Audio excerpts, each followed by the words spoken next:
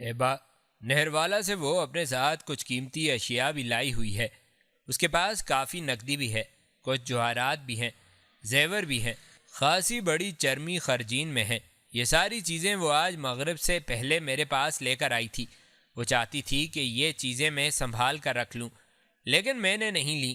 میں نے اسے مشورہ دیا کہ یہ چیزیں یا تو تم اپنے پاس رکھو یا ایبا کو دو، وہ سنبھال کے رکھے گا۔ تمہارا نام لینے پر وہ کچھ مایوس اور افسردہ سی ہو گئی تھی، اور جس وقت وہ میرے ساتھ گفتگو کر رہی تھی میں نے دیکھا اس کی آنکھوں میں آنسو تھے، اور اس نے بڑے دکھے ہوئے دل کے ساتھ کہا کہ میں ایبا سے جتنا قریب ہونے کی کوشش کرتی ہوں اتنا ہی وہ مجھ سے دور بھاگتا ہے۔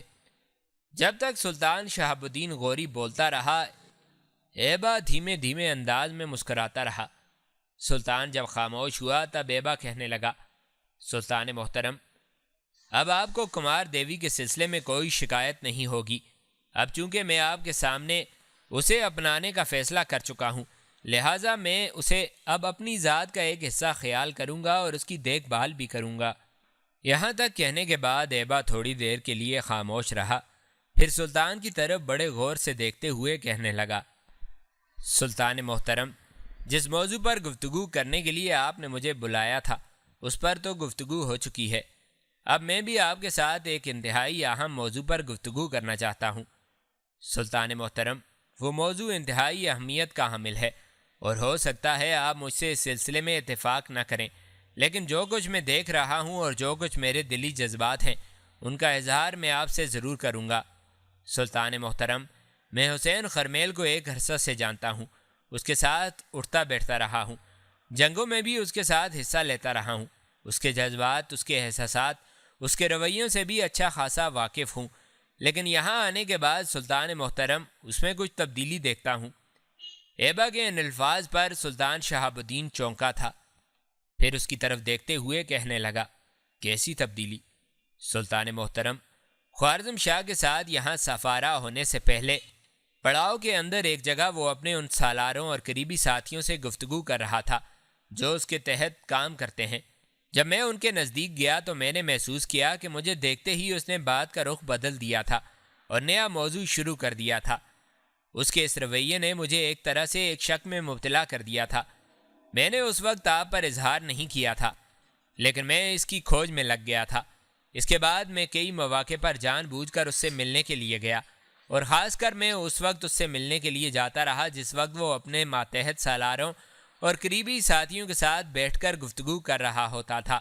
تو میں نے دیکھا مجھے دیکھتے ہی ایک تو اس کے چہرے کی حالت تبدیل ہو جاتی تھی، دوسرا فوراً وہ بات کا رخ بدل دیا جاتا تھا۔ بس اس کے ان رویوں نے سلطان محترم اس کی ذات کو ایک طرح سے میرے لیے مشکوک بنا دیا ہے۔ کہیں ایسا نہ ہو کہ وہ کسی ضرورت کے موقع پر ہمیں پیٹھ دکھا دے۔ ایبا کے خاموش ہونے پر سلطان تھوڑی دیر گہری سوچوں میں ڈوبا رہا، کچھ سوچتا رہا، پھر ایبا کی طرف دیکھتے ہوئے کہنے لگا، ایبا، اس سے پہلے حسین خرمیل نے کبھی ایسے رویوں کا اظہار تو نہیں کیا، نہ ہی میں نے کبھی اس کی جانثاری اور اس کے خلوص میں کسی قسم کے شک کی گنجائش دیکھی ہے، اور اب اگر وہ اپنے رویوں کو تبدیل کرنا چاہتا ہے تو ایبا، تم جانتے ہو میں تو اپنے سارے کام خداوند قدوس پر چھوڑتا ہوں۔ اگر ان علاقوں میں اس نے میرے مقدر میں ناکامی لکھی ہوئی ہے تو اس ناکامی کو کامیابی میں کوئی تبدیل نہیں کر سکتا، اور اگر خداوند قدوس نے میری قسمت میں یہاں کامیاب ہونا لکھا ہے تو میری اس کامیابی اور فوز مندی پر سیاہی پھیر کر کوئی اسے ذلت و رسوائی میں تبدیل نہیں کر سکتا۔ سلطان تھوڑی دیر رکا، پھر اپنی بات کو آگے بڑھاتے ہوئے وہ کہہ رہا تھا، ایبا، تمہیں پریشان اور فکرمند ہونے کی ضرورت نہیں ہے۔ حسین خرمیل کو جو کرنا چاہتا ہے کر لے، آخری فیصلہ تو وہی ہوگا جو میرا اللہ کرے گا۔ اس سلسلے میں تم کوئی بات دل میں نہ بٹھا لینا اور نہ ہی فکرمند ہونا۔ اب تم جاؤ اور جا کر آرام کرو۔ اس کے ساتھ ہی ایبا اپنی جگہ پر اٹھ کھڑا ہوا اور سلطان کے خیمے سے نکل گیا تھا۔ تیز تیز چلتا ہوا جب وہ اپنے خیمے میں داخل ہوا تو ٹھٹک کر دروازے پر ہی کھڑا ہو گیا، اس لیے کہ خیمے کے وسط میں اس وقت کمار دیوی بیٹھی ہوئی تھی۔ اس نے اپنے سامنے کھانے کے برتن لگائے ہوئے تھے، اور کھانے کے برتنوں کے اوپر اس نے سفید رنگ کا ایک باریک کپڑا بچھاتے ہوئے کھانے کی ساری اشیاء کو ڈھانپ رکھا تھا، اور چپ چاپ بیٹھی شاید ایبا کا ہی انتظار کر رہی تھی۔ ایبا اندر داخل ہوا، کمار دیوی کے سامنے جا کر بیٹھ گیا، پھر بڑے نرم لہجے میں اسے مخاطب کر کے کہنے لگا، تم کب سے یہاں آئی بیٹھی ہو؟ اس کے اس رویے کو کمار دیوی نے بھی محسوس کیا تھا، لہٰذا وہ بھی بڑے شیرین لہجے میں کہنے لگی، مجھے یہاں آئے ہوئے تھوڑی دیر ہوئی ہے، یہاں آئی تو پتہ چلا کہ خیمہ خالی ہے، میں نے کسی سے پوچھا ہی نہیں کہ آپ کہاں گئے ہیں، بس چپ چاپ یہاں بیٹھ گئی اور آپ کا انتظار کرنے لگی۔ ایبا نے سامنے باریک کپڑے کی طرف اشارہ کرتے ہوئے کمار دیوی کو مخاطب کیا، اور یہ تم نے ڈھانپ کر کیا رکھا ہوا ہے؟ جواب میں کمار دیوی نے ایک لمبا سانس لیا، بڑے غور سے ایبا کی آنکھوں میں آنکھیں ڈال کر دیکھا، پھر کہنے لگی، آج میں آپ کے ساتھ آخری فیصلہ کرنے آئی ہوں۔ ایبا نے پہلے مسکرا کر اس کی طرف دیکھا، پھر دونوں ہاتھ جوڑ کر بلند کیے اور خیمے کی چھت کی طرف دیکھتے ہوئے کہنے لگا، یا اللہ رحم۔ اس کی اس ادا پر کمار دیوی کو ہنسی آ گئی تھی، وہ کھلکھلا کر ہنس پڑی، اس کے دونوں ہاتھ پکڑ کر علیحدہ کیے، پھر کہنے لگی، آپ مجھے ہنسانے کی کوشش نہ کریں، جو کچھ میں کہنا چاہتی ہوں وہ غور سے سنیں۔ ایبا چپ چاپ بیٹھ گیا اور کہنے لگا، اچھا کہو کیا کہنا چاہتی ہو؟ کمار دیوی نے پھر غور سے اس کی طرف دیکھا اور کہنے لگی، یہ میں کھانا لے کر آئی ہوں، آپ کی آمد تک میں نے کھانے کے برتن ڈھانپ کر رکھے ہوئے تھے، اس میں میرا اور آپ دونوں کا کھانا ہے، اگر آپ نے آج میرے ساتھ یہاں بیٹھ کر کھانا نہ کھایا تو میں جانوں گی میں آپ کے قابل نہیں ہوں اور آپ مجھ سے نفرت کرتے ہیں۔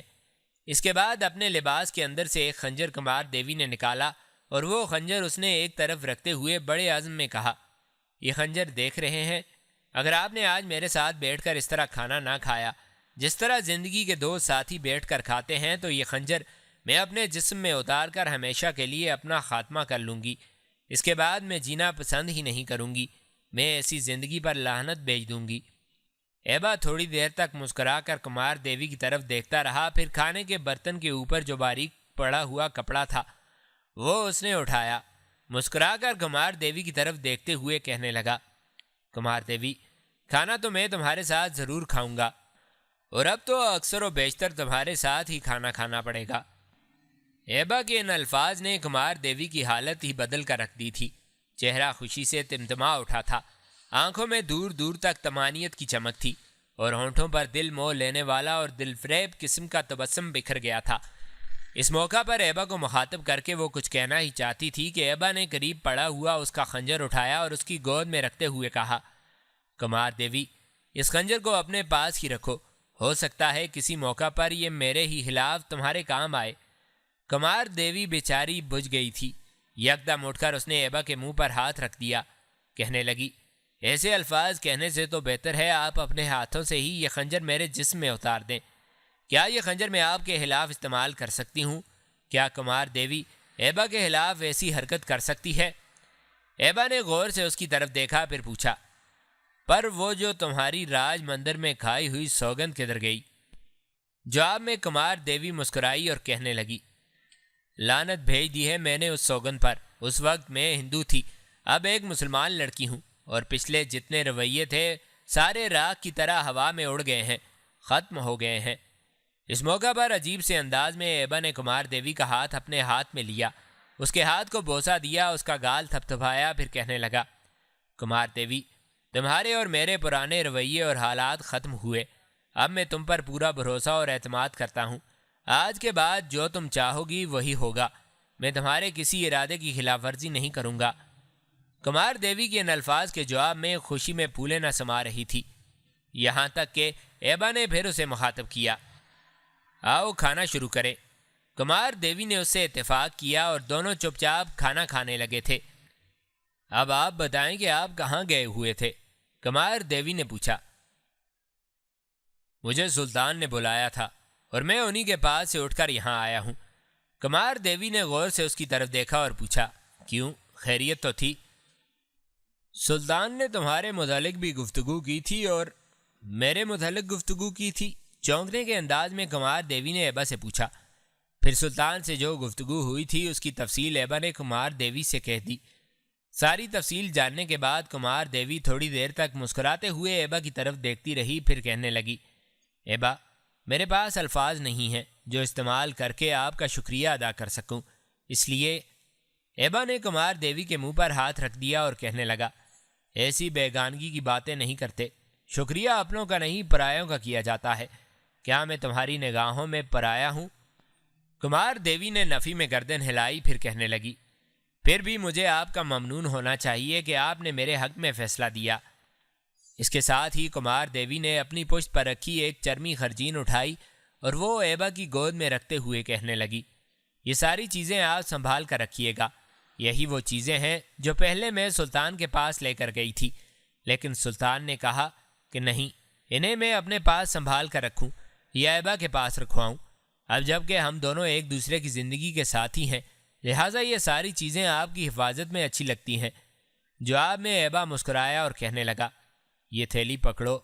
کمار دیوی نے وہ تھیلی لے لی اور جست لگا کر اٹھی، خیمے کے کونے میں گئی اور ایک لوہے کا صندوق کھولا، پہلے سارے سامان کا جائزہ لیا، خرجین بھی اس کے اندر رکھی، پھر تالا لگا کر ایبا کے پاس آئی، چابی اس کی طرف بڑھاتے ہوئے کہنے لگی، یہ چابی رکھیں۔ ایبا نے ہاتھ آگے نہیں بڑھایا، وہ کہنے لگا، یہ چابی اب تمہارے پاس رہے گی، ان سب چیزوں کی تم ہی حفاظت کرو گی، ان ساری چیزوں کی مالک بھی آج سے تم ہی ہو۔ جواب میں کمار دیوی کھلکھلا کر ہنس دی، پہلے کی طرح جیسے وہ جست لگا کر اٹھی تھی ویسے ہی جست لگا کر بیٹھ گئی۔ دونوں کچھ دیر وہاں بیٹھ کر مختلف موضوعات پر گفتگو کرتے رہے۔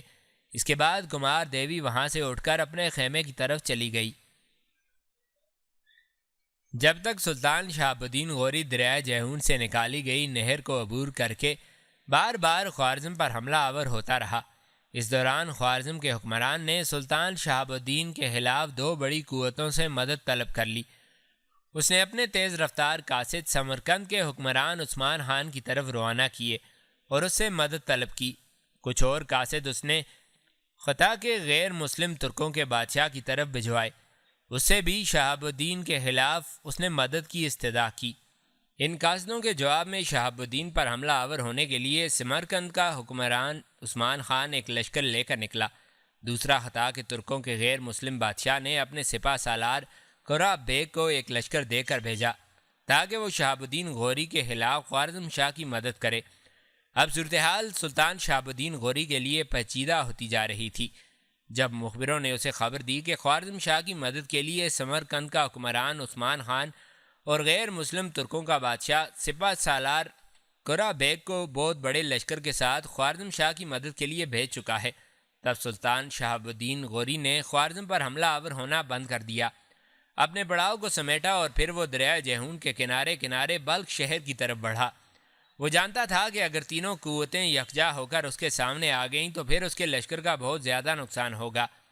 اس بنا پر اس نے بلخ کا رخ کیا۔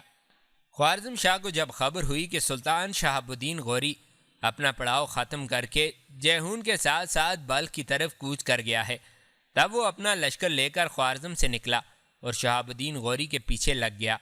حالات کی ستم ظریفی کے سامنے کی طرف سے خطا کے غیر مسلم ترکوں کا ہراول لشکر نمودار ہوا، جبکہ غیر مسلم ترکوں کا باقی لشکر پیچھے تھا۔ یہ صورتحال بڑی نازک تھی۔ پشت کی جانب سے خوارزم شاہ بڑھتا چلا آ رہا تھا، سامنے کی طرف سے خطا کے ترکوں کا ہراول پہنچ گیا تھا، اور دوسری طرف سمرقند کا حکمران عثمان خان بھی اپنے لشکر کے ساتھ دریائے جیہون کو عبور کرتے ہوئے سلطان شہاب الدین کا رخ کیے ہوئے تھا۔ ان حالات میں سلطان شہاب الدین غوری نے حسین خرمیل کو تو سامنے غیر مسلم ترکوں کے ہراول لشکر پر حملہ آور ہونے کے لیے روانہ کیا، ایبا کو اس حصے کے لشکر کے ساتھ پشت کی جانب سے بڑھنے والے خوارزم شاہ کو روکنے کے لیے روانہ کر دیا۔ خطا کے ترکوں پر حسین خرمیل بڑی جرأت مندی سے حملہ آور ہوا، انہیں شکست دے کر پیچھے ہٹنے پر مجبور کر دیا۔ دوسری طرف ایبا بھی آندھی اور طوفان کی طرح خوارزمیوں کے لشکر پر حملہ آور ہوا اور وقتی طور پر انہیں پسپا ہونے پر مجبور کر دیا۔ ترکوں کو پیچھے ہٹانے کے بعد حسین خرمیل سلطان شہاب الدین غوری کے پاس آیا اور اسے مخاطب کر کے کہنے لگا، خطا کے ترک پیچھے ہٹ گئے ہیں، لہٰذا ہمیں پوری طاقت و قوت سے ان کا تعاقب کرنا چاہیے۔ لیکن سلطان شہاب الدین غوری نے اس سے اتفاق نہیں کیا، اس لیے کہ وہ خطا کے ترکوں کا صرف ہراول لشکر تھا اور باقی لشکر پیچھے آ رہا تھا، جبکہ پشت کی جانب سے خوارزم شاہ موجود تھا، اور پھر بائیں طرف سے سمرقند کا بادشاہ عثمان خان دریائے جیہون کو عبور کرتے ہوئے سلطان شہاب الدین کے لیے مصیبت کا باعث بننے کے درپے تھا۔ کہتے ہیں سلطان شہاب الدین غوری نے حسین خرمیل کی اس تجویز سے اتفاق نہ کیا اور حسین خرمیل نے اپنی بے عزتی جانا، لہٰذا سلطان کے پاس سے اٹھ کر وہ باہر چلا گیا، اور جب رات آئی تو وہ اپنے حمایتوں کو لے کر سلطان کا ساتھ چھوڑ کر جزوان کی طرف چلا گیا۔ حسین خرمیل چونکہ جزوان کا رہنے والا تھا اور جزوان کے بہت سے لشکری بھی اس وقت سلطان شہاب الدین کے لشکر میں شامل تھے، لہٰذا حسین خرمیل لگ بھگ 5000 جنگجوؤں کے ساتھ سلطان شہاب الدین غوری سے علیحدہ ہو کر اپنے آبائی وطن جزوان کی طرف چلا گیا۔ کچھ مورخ یہ بھی لکھتے ہیں کہ تعاقب نہ کرنے کی وجہ سے حسین خرمیل سلطان شہاب الدین سے علیحدہ نہیں ہوا۔ وہ کہتے ہیں کہ علیحدگی کی وجہ بالکل ناقابل اعتبار اور بے سر و پا ہے۔ جو شخص تجویز پیش کرے کہ خطا کے لشکر پر فوراً حملہ آور ہو کر اس کا تعاقب کر کے اپنی فتح کو یقینی بنایا جائے تو سلطان کسی بھی صورت اس کی رائے کو رد نہ کرتا۔ مورخین لکھتے ہیں کہ اس کے برخلاف حسین خرمیل کی تجویز یہ تھی کہ حسین خرمیل 3 دشمنوں سے جنگ نہیں کرنا چاہتا تھا، لہٰذا اس نے سلطان کو یہ مشورہ دیا کہ ہم ان 3 قوتوں کا مقابلہ نہیں کر سکتے، لہٰذا سلطان کو فوراً جنگ ترک کر کے غزنی کا رخ کرنا چاہیے۔ لیکن جب سلطان نے حسین خرمیل کی اس تجویز سے اتفاق نہ کیا تب حسین خرمیل کسی بات کو بہانہ بنا کر اپنے 5000 حمایتیوں کے ساتھ سلطان سے علیحدہ ہو کر جزوان کی طرف چلا گیا۔ اب صورتحال بڑی گمبھیر ہو گئی تھی۔ 3 بڑے بڑے دشمنوں کے مقابلے میں سلطان شہاب الدین اکیلا تھا۔ پھر تھوڑی ہی دیر بعد دشمن 3 مختلف سمتوں سے اس پر حملہ آور ہونا شروع ہو گئے۔ ایک طرف سے غیر مسلم ترکوں کا سپہ سالار قرہ بیگ کرب کی سرسراتی لہروں کی طرح حملہ آور ہوا تھا، دوسری طرف سے خوارزم شاہ کا بادشاہ محمد خوارزم شاہ، جبکہ تیسری طرف سے سمرقند کا حکمران عثمان خان بستی بستی پربت پربت بربادی پھیلاتی صحرا کی ویرانیوں کی طرح حملہ آور ہو گیا تھا۔ کم لشکر رکھنے کے باوجود سلطان شہاب الدین نے ہمت نہ ہاری۔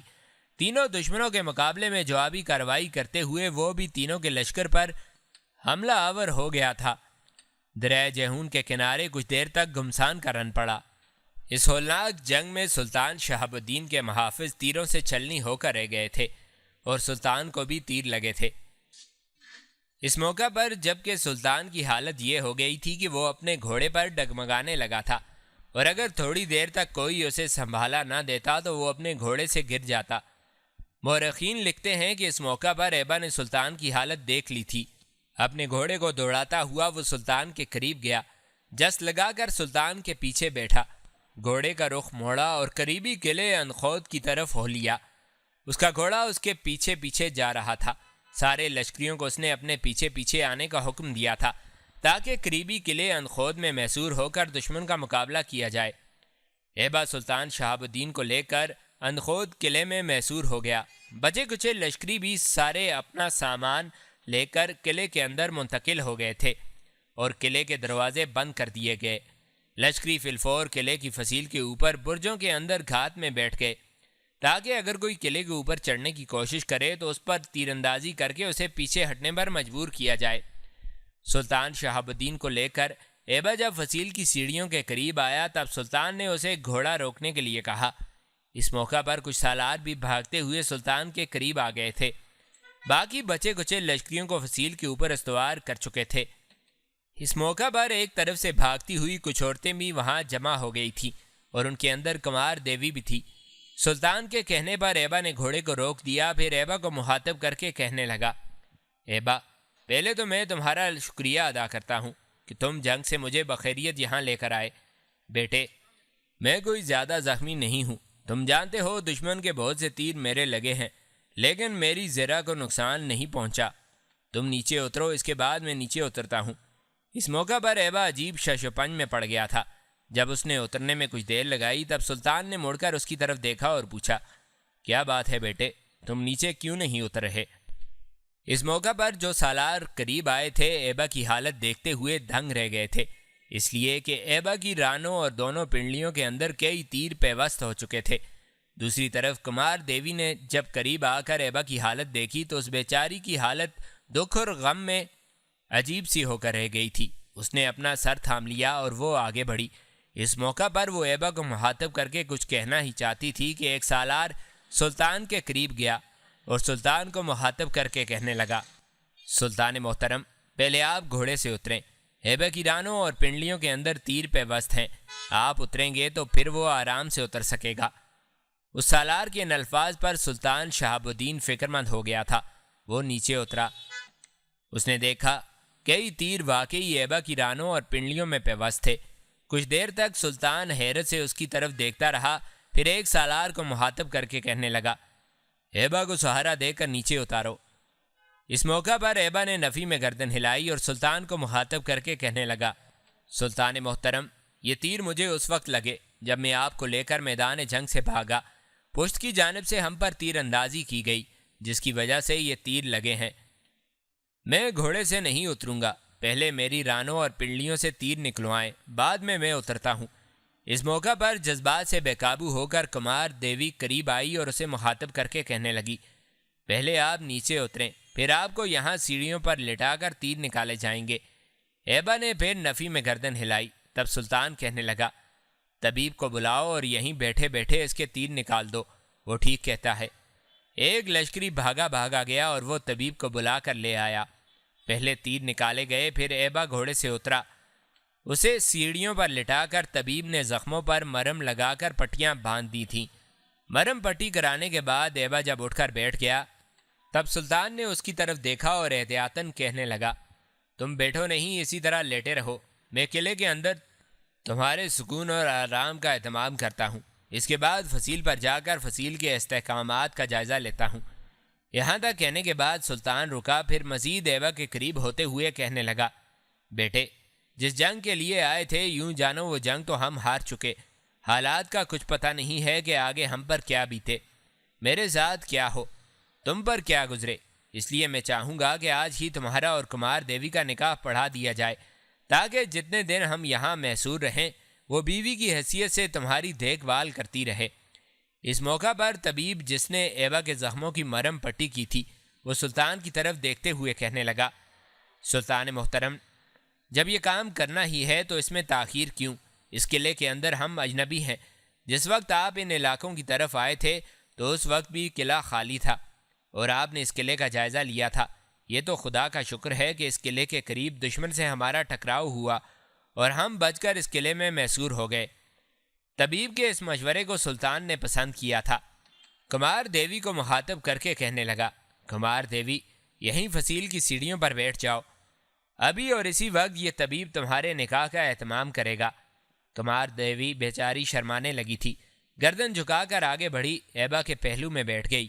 سلطان بھی وہاں ہو بیٹھا، کچھ سالار بھی وہاں آ گئے تھے اور ان سب کی موجودگی میں ایبا اور کمار دیوی کا نکاح پڑھا دیا گیا۔ نکاح سے فارغ ہونے کے بعد سلطان اپنی جگہ پر اٹھ کھڑا ہوا، کمار دیوی کو مخاطب کر کے کہنے لگا، کمار دیوی، میں ابھی اپنے کچھ لشکری بھیجتا ہوں، قلعے کے اندر کسی کمرے کی صفائی اور ستھرائی کرتے ہیں، وہاں تم ایبا کو اپنے ساتھ لے جانا اور اسے آرام کرنے دینا، دیکھ بھال بھی کرنا۔ اس موقع پر کمار دیوی بڑے پیار بڑے شوق سے ایبا کی طرف دیکھنے لگی۔ اس دوران ایبا کو نہ جانے کیا سوجی، وہ اپنی جگہ پر اٹھ کھڑا ہوا اور سلطان کی طرف دیکھتے ہوئے کہنے لگا، سلطان محترم، میں اپاہج نہیں ہوا کہ جا کے کمرے میں آرام کروں۔ سلطان محترم، اب جب کہ کمار دیوی میری بیوی ہے، ہم دونوں میاں بیوی فصیل کے اوپر ایک برج میں بیٹھیں گے اور پھر دیکھتے ہیں کہ اس برج کے سامنے اور دائیں بائیں کون نزدیک آ کر فصیل پر چڑھنے کی کوشش کرتا ہے۔ سلطان محترم، جہاں تیر اندازی میں میرا نشانہ اچھا ہے وہاں کمار دیوی کا نشانہ بھی بے خطا ہے، اور آج ہم دونوں میاں بیوی فصیل کے اوپر کسی برج میں بیٹھ کر اپنا فرض ادا کریں گے۔ اس موقع پر جب سلطان نے سوالیہ انداز میں کمار دیوی کی طرف دیکھا تو وہ مسکراتے ہوئے کہنے لگی، سلطان محترم، ایبا ٹھیک کہتے ہیں، ہم دونوں میاں بیوی فصیل کے اوپر برج میں بیٹھیں گے اور پھر دیکھیں گے کہ ہمارے دائیں بائیں اور سامنے سے کون فصیل کے نزدیک آتا ہے۔ کمار دیوی کے ان الفاظ پر سلطان خوش ہو گیا تھا، دوبارہ اسے مخاطب کر کے کہنے لگا، بیٹی، حالات کی ستم شریفی دیکھو، میں تم دونوں کی شادی شان شوکت سے کرنا چاہتا تھا، لیکن تمہاری شادی ہوئی بھی تو انتہائی بے بسی اور بے کسی کی حالت میں، فصیل کی ان سیڑھیوں کے اوپر۔ کمار دیوی مسکرائی اور کہنے لگی، سلطان محترم، ہم دونوں کے لیے کیا یہ کم سعادت ہے کہ آپ کی موجودگی میں ہم دونوں کا نکاح ہو گیا؟ جواب میں سلطان مسکرایا، پھر ایبا اور کمار دیوی دونوں ایک دوسرے کا ہاتھ تھامتے ہوئے سیڑھیاں چڑھنے لگے تھے۔ اس موقع پر ایبا کی کمر میں ہاتھ ڈال کر کمار دیوی نے اسے سہارا دینے کی کوشش کی، پر ایبا نے کہا، کمار دیوی، میں بالکل ٹھیک ہوں، تمہیں فکر مند ہونے کی ضرورت نہیں ہے، سیڑھیاں چڑھنا تو بہت دور کی بات ہے، میں بھاگ بھی سکتا ہوں۔ ایبا کے ان الفاظ پر اس کی طرف دیکھتے ہوئے کمار دیوی مسکرا رہی تھی۔ دوسری طرف سلطان بھی اپنے سالاروں اور دیگر لوگوں کے ساتھ فصیل کی سیڑھیاں چڑھنے لگا۔ ایبا اور کمار دیوی ایک برج کے اندر ہو بیٹھے تھے۔ سلطان نے دوسرے برجوں کے اندر اپنے لشکری بٹھا دیے تھے۔ دوسری طرف تینوں لشکر یعنی قرہ بیگ و عثمان خان اور محمد خوارزم شاہ شہر کے قریب آ کر پڑاؤ کر گئے تھے۔ اس موقع پر قرہ بیگ اور خوارزم شاہ دونوں شہر پر حملہ آور ہونا چاہتے تھے، لیکن سمرقند کا حکمران عثمان خان آڑے آیا۔ وہ محمد خوارزم شاہ کو علیحدہ لے گیا اور مخاطب کر کے کہنے لگا، اگر آپ دونوں نے فصیل پر حملہ آور ہونے کی کوشش کی تو میں تم دونوں کا ساتھ نہیں دوں گا، واپس چلا جاؤں گا۔ تم یہ خیال کر رہے ہو کہ فصیل پر حملہ آور ہو کر تم شہاب الدین غوری کو زندہ گرفتار کر لو گے اور قابو پا لو گے، ایسا ناممکن ہے۔ یاد رکھنا اس وقت وہ ہم تینوں کے سامنے بے بس ہے۔ تم لوگ یہ نہیں سوچتے کہ وہ غزنی کا شہنشاہ ہے، وسیع علاقہ اس کے تحت ہے اور پورے ہندوستان کی حکمرانی اس کے پاس ہے۔ قطب الدین ایبک ہندوستان میں اس کا نائب ہے۔ جب ہندوستان میں قطب الدین ایبک، غزنی اور غور میں شہاب الدین کے نائبوں کو خبر ہوگی کہ شہاب الدین نے اندخود کے قلعے میں محصور ہو کر اپنی جان بچائی ہے، تو یاد رکھنا ہندوستان اور غزنی اور غور سے ایسے لشکر آئیں گے جو ہم تینوں کو تہس نہس کر دیں گے۔ کیا تم اپنی بربادی چاہتے ہو؟ یہاں تک کہنے کے بعد عثمان خان جب خاموش ہوا تب محمد خوارزم شاہ نے اسے مخاطب کیا، تم چاہتے کیا ہو بیٹے؟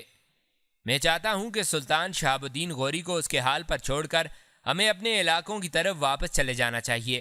آج وہ ہمارے سامنے بے بس ہو گیا ہے، تو یاد رکھیے کہ کل وہ ہم تینوں کو اپنے سامنے بے بس کر سکتا ہے۔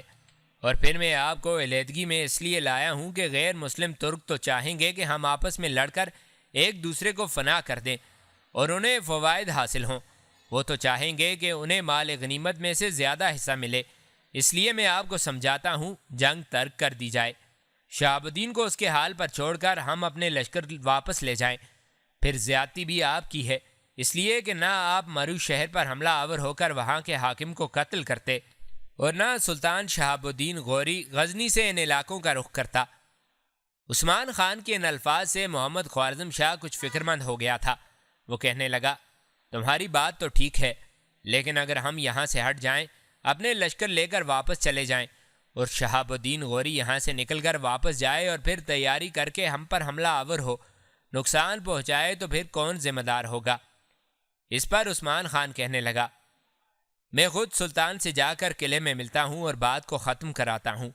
محمد خوارزم شاہ نے اس سے اتفاق کیا۔